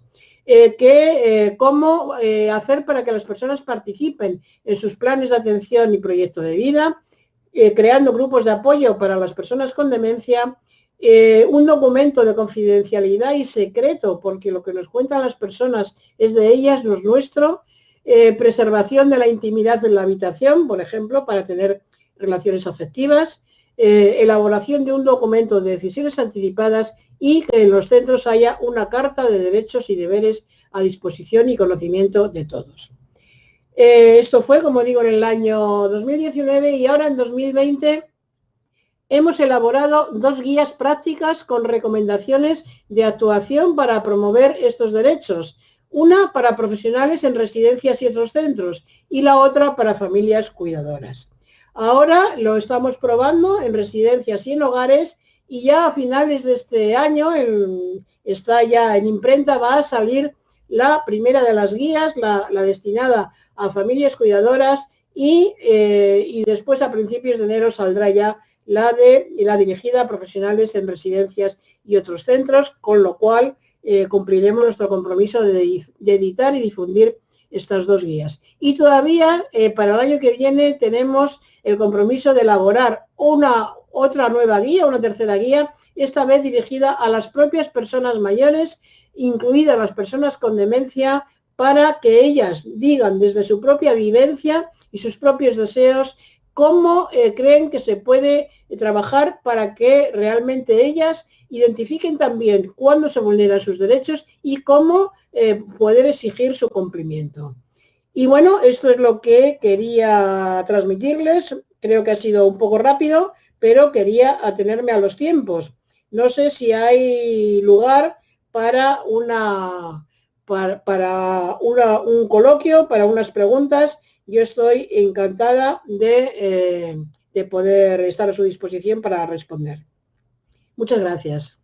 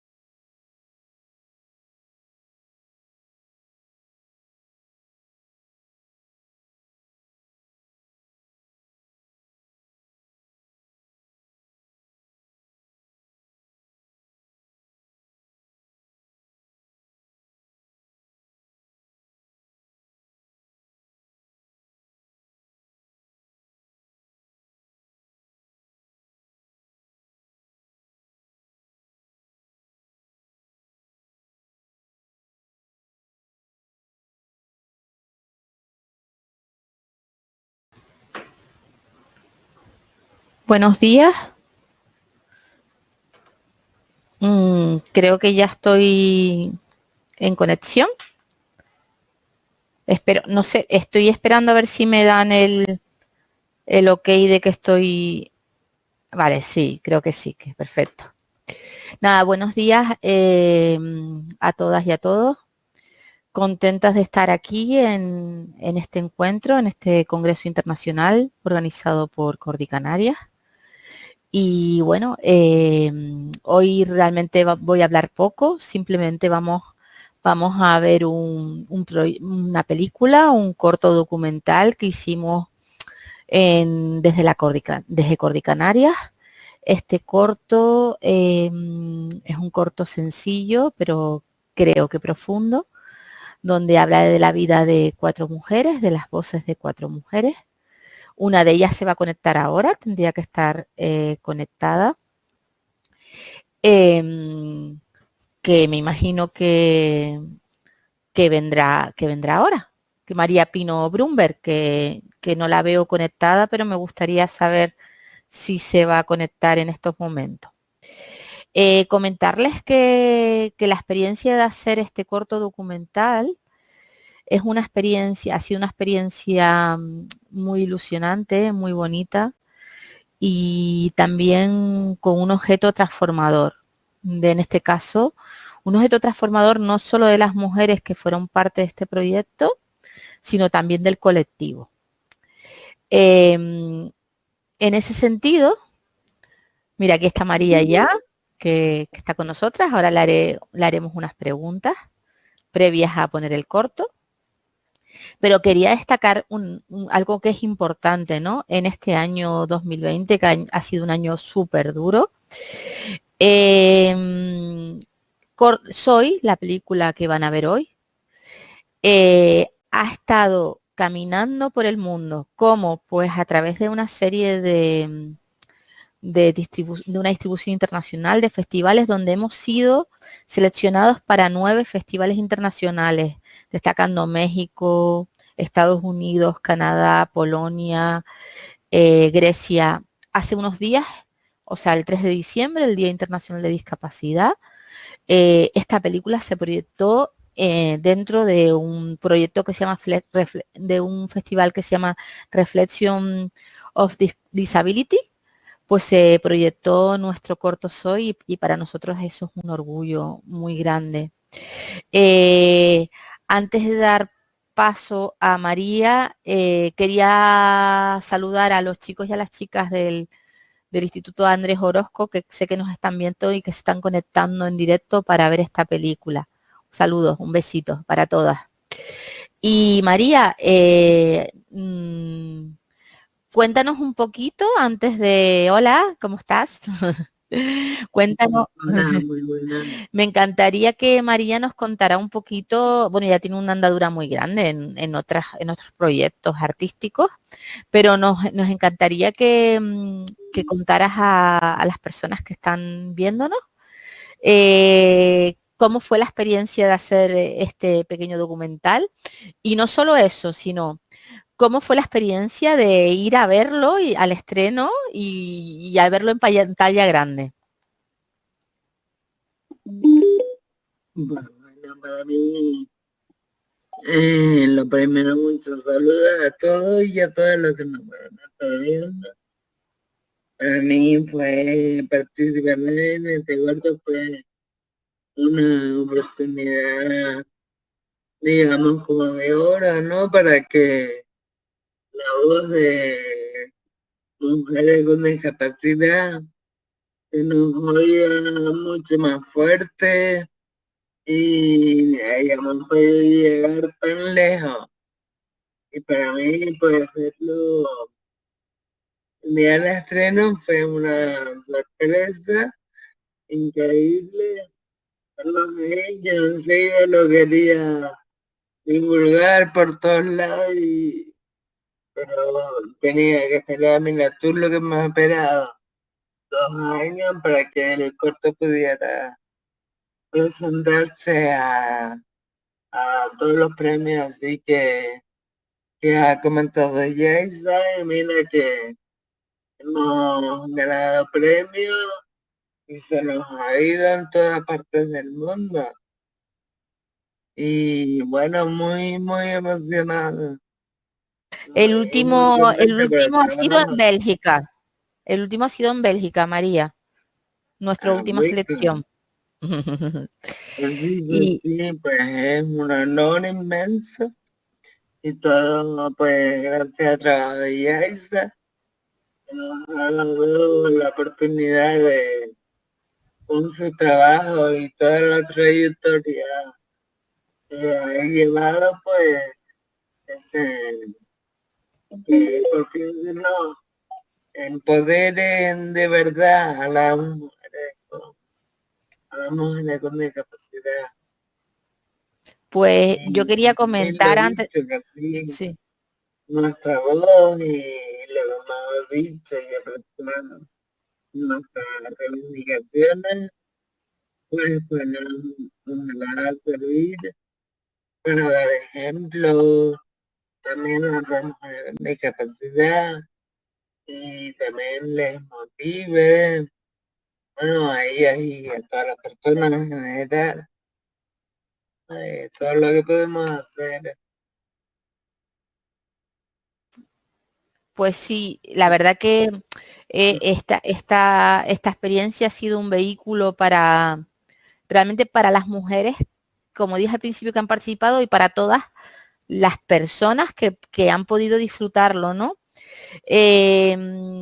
Quería comentar que esto ha sido posible gracias a un gran equipo, ¿no? Primero por ustedes, ¿no? Las que aparecen, que se las presento antes de que la vean en el corto, es Luisa, ¿no? Luisa, que es una mujer con una discapacidad física, que aporta un montón, cada una aporta, yo creo que una historia, cada una aporta una forma de vivir, ¿no? Su realidad. Está María, que la están conociendo ahora. Después está Yasmina, que es una mujer luchadora también, que ha vivido, se ha desenvuelto en un ambiente de barrio, pero muy luchadora. Y después tenemos a Fabiola Socas, que es una mujer que en este caso tiene una discapacidad visual. El equipo con lo que hemos hecho también hemos contado con un músico increíble, que por eso estuvimos a punto de ganar un premio a la mejor música. O sea que les invito a que escuchen cada nota de este corto porque ha sido un lujo, porque fue música que donó, nos donó para, para nuestra entidad. Fue un súper regalo, un regalo que en forma de música yo creo que fue increíble. Y María, yo quería también preguntarte otra cosa, ¿no? Que ¿cómo ves? Por ejemplo, me gustaría que expresaras, tú que has sido una mujer que también has escrito 2 libros, ¿no? ¿Crees que es importante que utilicemos la cultura como una herramienta de transformación también personal y social, en este caso de las mujeres y hombres con discapacidad? Sí, por supuestísimo, por supuestísimo. Yo por la cultura, claro, y más ahora en la etapa que vivimos, pues que todo sea bien telemática, me parece muy importante y bueno, pues, por ejemplo, cuando yo escribí el libro, para mí también fue como una terapia para mí misma, para conseguir expresar en voz alta lo que yo nunca me atreví a aceptar en mí misma. Y bueno, creo que a través de la cultura también podemos tener este tipo de oportunidades, ¿no? Que sea para llegar a los demás y también para nosotras mismas, enriquecernos, hacernos valer. Y no sé, tengo muchas ganas de ver el corto.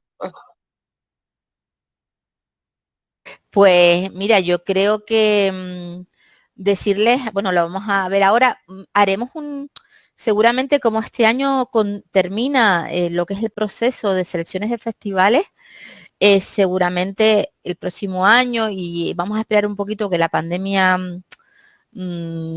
mejore, que estoy segura de que el próximo año 2021 va a ser un gran año de mejora porque no nos queda otra, tenemos que ser optimistas. Pues el próximo año haremos una nueva presentación de la película para disfrutarla en un espacio común, no a través de medios telemáticos. Pero bueno, yo creo que, no sé si querrás decir algo más, María.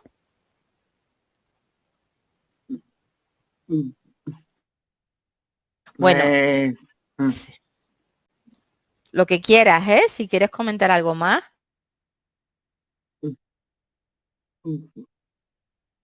pues sí que fue el corto, pues que tengo mucha ganas de verlo porque fue una gran oportunidad para también expresar nuestras reivindicaciones y todo lo que aún falta por hacer. Y Pues pues eso, espero que les pueda llegar, que bueno, pues eso es Soy, es un lugar, como muy bien dijo María, de expresar las reivindicaciones. También es un espacio optimista de las mujeres, yo creo que es optimista.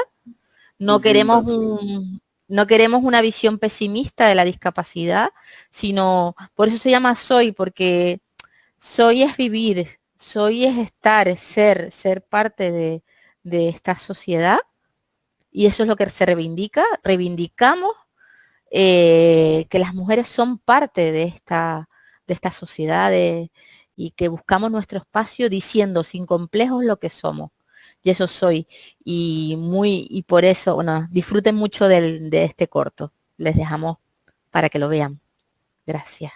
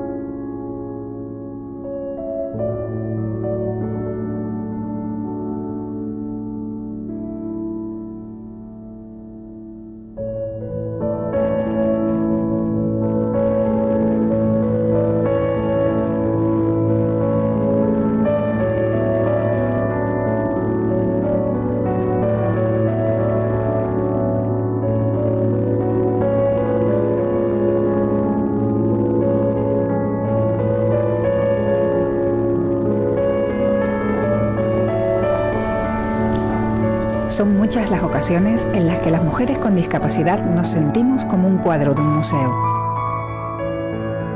Observadas en exceso, analizadas por otros que buscan en su mirada nuestras imperfecciones. Nos inspeccionan para salvarnos sin consultar, pero nosotras conocemos cómo son nuestros rostros, cuerpos y necesidades.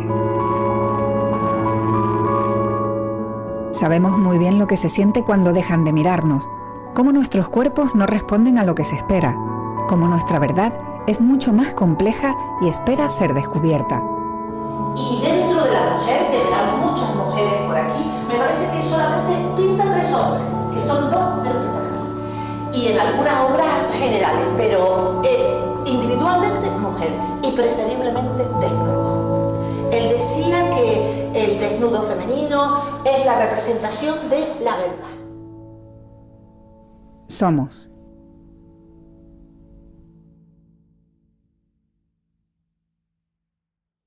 Yo soy Luisa y hace aproximadamente 19 años me ocurrió un suceso que hizo que cambiara mi forma de vivir, mi situación en todos los sentidos, familiar, laboral, y degeneró en una enfermedad, una distrofia parasimpática.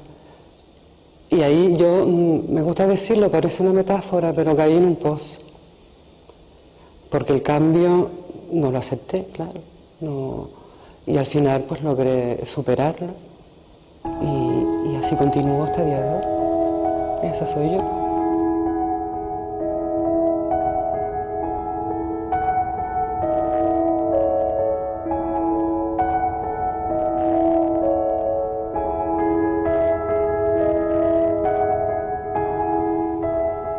Yo soy una persona discapacitada de nacimiento, de barrio, humilde. Mi madre siempre me ha enseñado los valores de la vida, junto a mi padre, y gracias a ello he aprendido a caminar sola y arreglar cualquier cosa por mi mismo medio.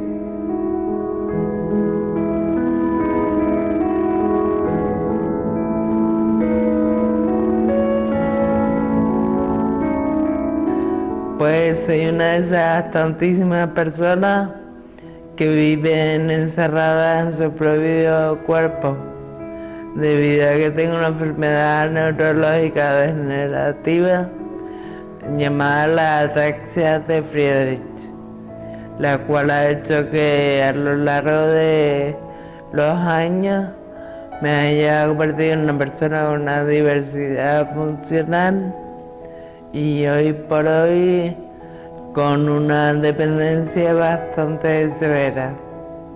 Y todo ello, todo ello ha hecho que me haya tenido que adaptar tanto emocional como físicamente en todas las etapas de mi vida.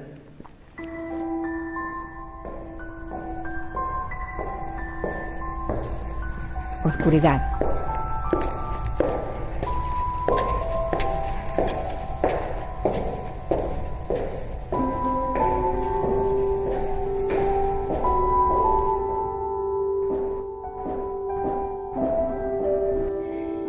Pues para mí la oscuridad es un espacio para el silencio, un lugar para el encuentro. Y bueno, pues como persona con una discapacidad visual, recuerdo que mis padres cuentan que cuando nací a ellos les preocupaba de qué manera iba yo a percibir el mundo y que una de las grandes esperanzas a las que se aferraron se las dio un médico que les dijo: su hija no va a vivir en la oscuridad. Siempre he percibido la luz, pero de todas formas también siempre he pensado que la oscuridad nunca es un lugar del todo oscuro.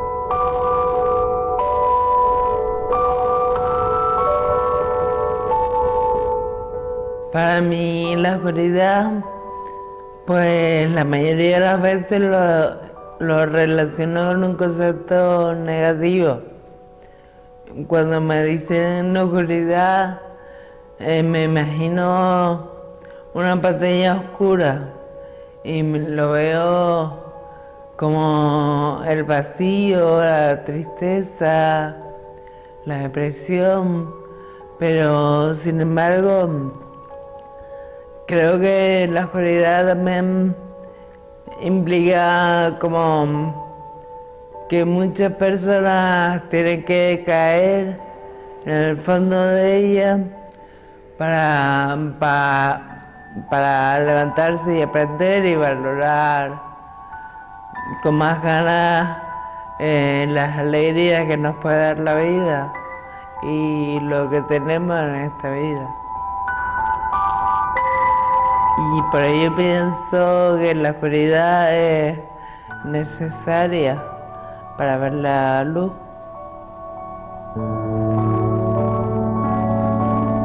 Yo lo entiendo como un pensamiento. Sí me ha llamado la atención y hace mucho tiempo. Pero bueno, viene al caso. José Feliciano escribió una canción, Un ciego no vive en la oscuridad. Y él lo ve al lado opuesto que el mío. Él lo ve como un sentimiento, yo como es precioso. Para mí la oscuridad es cuando me apetece estar sola, no saber nada de nadie.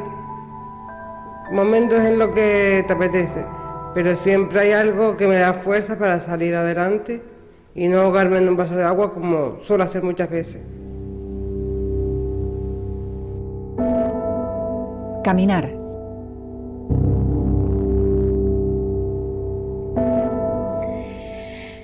Pues caminar siempre ha sido para mí la compañía de otros pasos junto a los míos. Caminar es un arnés o una mano a los que asirme. Todos, cualquiera, podemos ser un bastón de apoyo para los otros. Cuando mi voz se sustenta en los acordes de los músicos a los que más he amado, también en esos momentos siento que camino, que avanzo, porque me sostiene el amor y la belleza que ellos transmiten. Caminar es la alegría de compartir el juego de la vida. La vida es un camino para mí y siempre nos vamos, ¿no?, proponiendo cosas que queremos conseguir o realizar. Y hay quien puede opinar que la meta es el fin y otros que la meta es el principio. Es un camino con muchos obstáculos, por supuesto, que hay que ir superando hasta alcanzar lo que queremos. Para mí caminar es levantarme todos los días con fuerza, subirme a la silla de ruedas, que no lo pienso, sino simplemente me subo, voy a mi trabajo, vendo mis números, me voy de paseo, pero nunca pensando en que lo que tengo es una silla de ruedas.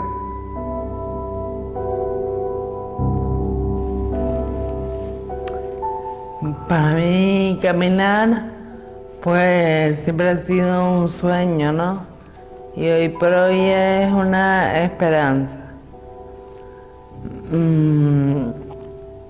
Para mí el objetivo de mi vida siempre ha sido llegar a poder curarme. Y también el objetivo de mis padres y de mi padre, que paz descanse. Mujer. Para mí ser mujer, si nos distanciamos también del concepto que se tenía hasta tampoco hace tan poco tiempo, del papel de la mujer era ser esposa, madre. Y ahora nos adaptamos a los tiempos actuales y ser mujer y con discapacidad quizás es que los demás no te pongan impedimentos para que tú puedas llevar a cabo y realizar las cosas que como mujer elige.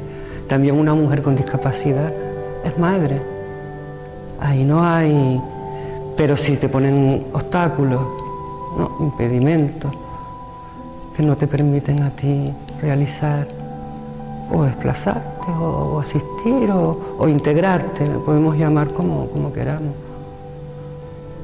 Hay que darles esa ayuda o no ponerle impedimento. Y no pedimos, pero que nos quiten, ¿no? Si no dan, que nos quiten, ¿no? La posibilidad de que las mujeres puedan acceder a lo que ellas desean.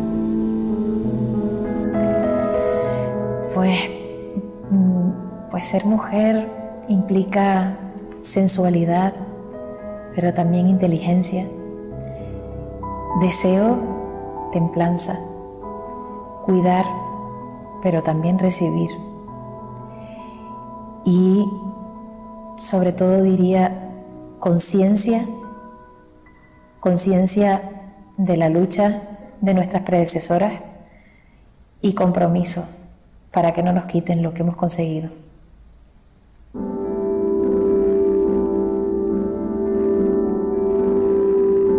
Sexualidad.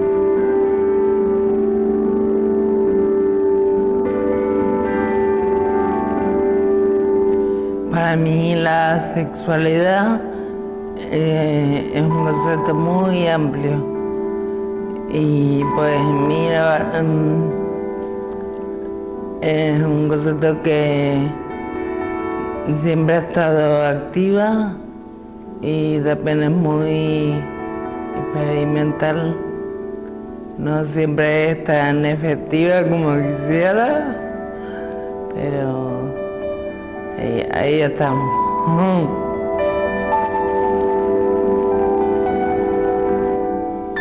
Para mí la sexualidad es vivir mi vida como la vivo. Yo siempre he tenido una sexualidad libre. Tengo una pareja hace 13 años, la cual dos son casadas. Ella es una mujer y nunca he tenido el estereotipo de nada. Ella siempre estaba a mi lado, es una persona buenísima y me gustaría que muchas personas fueran como nosotras, libres. Pues mi sexualidad, yo diría que es o trata de ser, ay, qué feo, ay, trata de ser, qué modesta. Qué horrible. Pues mi sexualidad, bueno, yo diría que es emocional, afectiva, cercana, sensorial,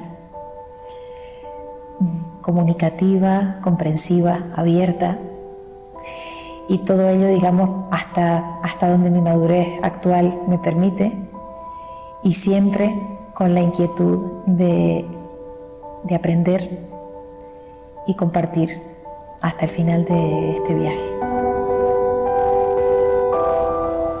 Para mí la sexualidad es propia y diferente de la de otras personas. Creo que es inherente al ser humano, ¿no? Y cada uno pues la busca o la siente. También se dice que es la búsqueda del placer, la búsqueda de la sexualidad o de la afectividad para o en las mujeres que tienen alguna discapacidad es bastante difícil, sí. Creo que es complicado para ellas. Pienso que sí. Por los factores que queramos comentar, porque no las entiende, porque no saben ver realmente su necesidad, o ellas no saben mostrar lo que tienen esa dificultad de hablar, de comunicar. Creo que sí, que es complicado.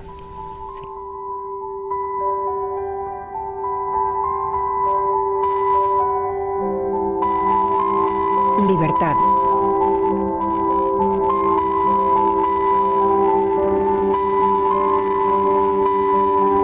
Pues para mí la libertad significaría tener una vida independiente, con la ayuda de la figura del asistente personal, que es una figura que tenemos reconocida por derecho hace 13 años, pero que la ley sigue sin cumplir. Para mí la libertad es decidir y realizar o hacer lo que quiero libremente, voluntariamente, siempre. Pero tomando unas decisiones, digamos, razonables. No me separo un poquito del concepto hacer todo lo que quiera, todo lo que me da la gana. Esa no es mi libertad. La mía sí es hacer lo que quiero como persona. Pero lo que es bueno para mí, digamos, ¿no? Me beneficia. Desde lo más simple, tener una relación, o tener unos estudios, una formación, de lo que quieras encajar ahí dentro, ¿no? Diversión, lo que sea, viajar, lo que sea, pero eligiéndolo siempre, libremente. Siempre hay condicionamientos externos, ¿verdad? Familiares, sociales, por supuesto, la libertad plena. Yo creo que es el sueño de la humanidad. Siempre hay algo que nos puede influir. Sí. Bueno, pues yo creo que la libertad podría ser el poder elegir a qué dedico el tiempo. Tener un buen propósito, creer en él profundamente y defenderlo sin que, por supuesto, sin que suponga sin que implique que tengan que rodar cabezas, y trabajar con la esperanza de poder algún día ver realizados los sueños.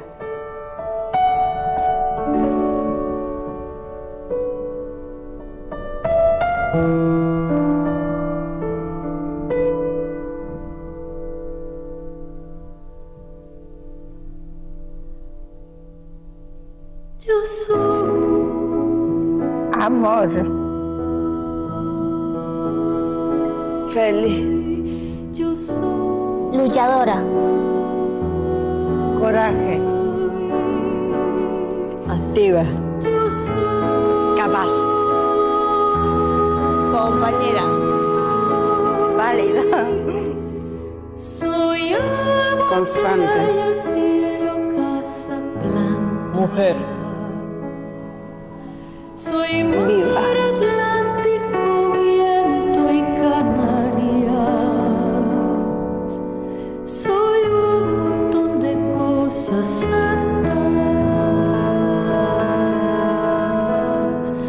mezcladas con cosas humanas.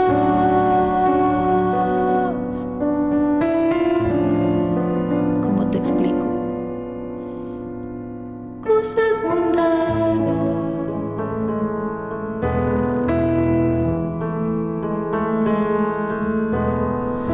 Fui niña, cuna, teta, techo, manta, más miedo, cuco, grito, llanto, raza.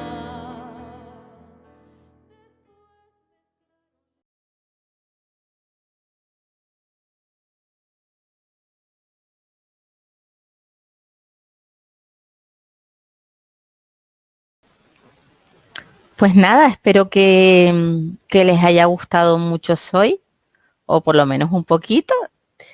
Me gusta mucho cómo termina con esa frase de Fabiola Socas, de alcanzar los sueños, ¿no? Para encontrar la libertad. Fabiola que canta esa canción tan bonita que es Yo Soy, que esa canción la cantaba Mercedes Sosa. Y tuvimos la suerte de adaptarla para nuestro corto, increíble, con voz y piano. Fabiola Socas nos hace una versión maravillosa. Y me quedo con todas esas palabras de todas esas mujeres que son parte del colectivo de mujeres con discapacidad. Soy mujer, soy válida, constante, ¿no? Y que al final soy viva.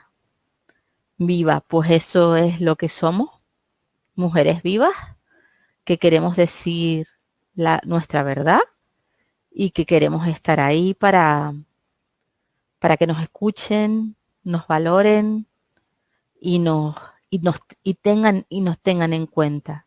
Ese es el objeto de Soy, y es un vehículo para que se tenga en cuenta a las mujeres, vengan de donde vengan, sean como sean, y tengan la realidad que tengan, no importa cómo sean, sino que son mujeres. Muchísimas gracias. Y bueno, yo solo me queda despedirme. Ha sido un placer enorme estar con ustedes. Gracias a todas y a todos.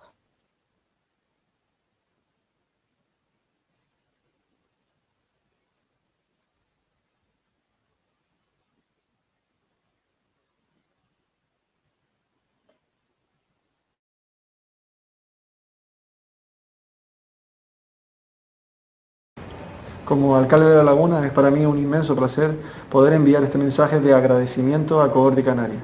Ellos han hecho posible que se lleve a cabo un congreso internacional en el municipio de La Laguna para visualizar el trabajo en discapacidad. Por tanto, desde el ayuntamiento invitamos a seguir este camino y nos tienen a disposición para lo que ustedes quieran.